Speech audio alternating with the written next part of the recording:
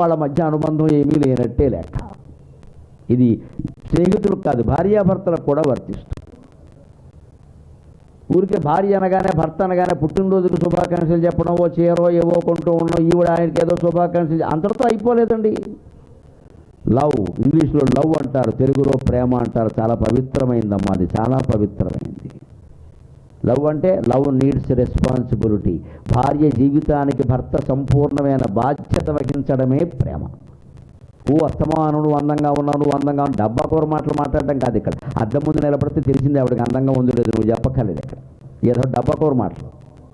ఆడాడు పడిపోయేది ఎక్కువ దీనికి. అందాన్ని పొగడగానే ఇంకా అరిగి కరిగి అట్టే మట్టే పోవడం. ఇక్కడ నువ్వెవడోరా పొగడ్డానికని చెప్పాలి. మనకు తెలియదు ఏంటి అందం, వాడెవడని పొగిడేది ఊరికి. చిన్న పొగడతో చాలండి, కరిగి అవసరం లేదండి.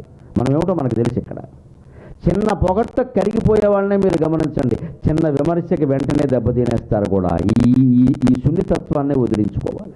పొగట్టకి లొంగద్దు, విమర్శకి భయపడద్దు. మనం ఏమిటో మనకు తెలుసు. వీరి పొగడ్తలు మనకు అక్కర్లేదు, వీరి విమర్శలు మనకు అక్కర్లేదు.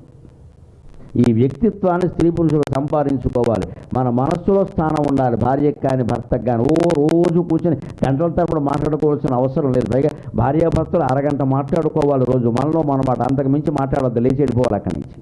అనవసర విషయాలన్నీ వస్తాయి.